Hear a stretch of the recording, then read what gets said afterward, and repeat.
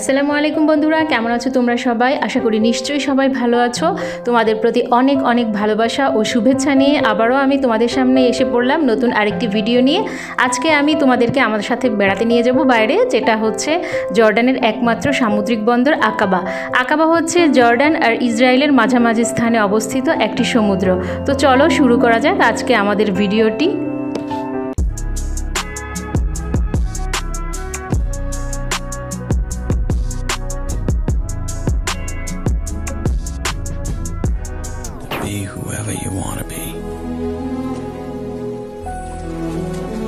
আকাবা ঐতিহাসিক একটি গুরুত্বপূর্ণ স্থানও। প্রথম বিশ্বযুদ্ধের সময় 1917 সালে আরব বিপ্লবের প্রধান কেন্দ্রবিন্দুই ছিল আকাবা, যার নিদর্শন এখনও সমুদ্রের নিচে দেখতে পাওয়া যায়। অনেক যুদ্ধের ট্যাঙ্কের ধ্বংসাবশেষ, এগুলো দেখার জন্য এক বিশেষ ধরনের বোট আছে যেগুলোর নিচে গ্লাস ফিট করা থাকে। সেগুলোতে উঠলেই ওই পানির নিচে স্পষ্ট দেখা যায় পানির নিচে ছোট ছোট মাছ, প্রবাল। এগুলো এসেই আমি নেমে পড়েছিলাম সমুদ্রে। আমার আর ভালো লাগছিল না উপরে। আমি ভাবছিলাম কখন আমি নামবো। আমার আর উপরে সহ্য হচ্ছিল না, তো আমি দৌড়ে নেমে গেলাম নিচে। আমার সমুদ্র আর সমুদ্রের ঢেউ অনেক ভালো লাগে। সমুদ্রের ঢেউর আওয়াজগুলো বিশেষ করে বেশি ভালো লাগে। লাস্ট একটি ভিডিওতে ডেড সিতেও আমি সে কথা তোমাদের বলেছি, সেখানে আমি শুনিয়েছিও তোমাদের সমুদ্রের ঢেউ। गाउन पीछे से उठो।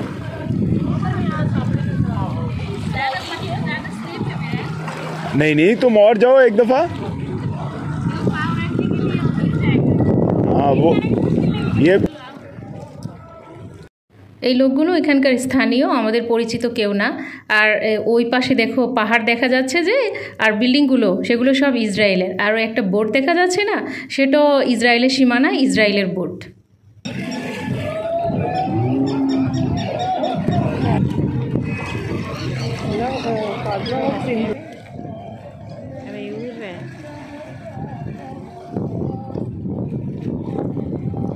আর এই যে এই বোটগুলো, এগুলোই ভাড়া করে ওরা টাইম ফিক্সড করে দেয় আর নির্দিষ্ট একটা ভাড়া নিয়ে নেয়। সে হিসাবে সমুদ্রে তুমি ভ্রমণ করতে পারবে।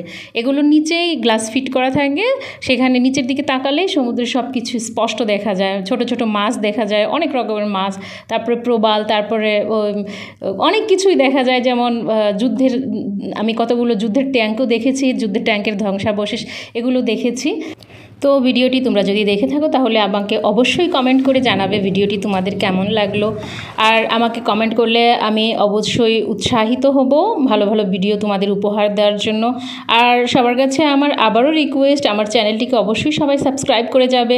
যারা যারা দেখছো সবাই আমাকে লাইক করবে, আমার ভিডিওতে কমেন্টস করবে, আর আমার পাশে থাকবে, আমাকে সাপোর্ট করবে। তো তোমাদের সবার প্রতি আমার ভালোবাসা ও শুভেচ্ছা জানিয়ে আমি আজকের মতো এখানেই শেষ করলাম। আসসালামু আলাইকুম।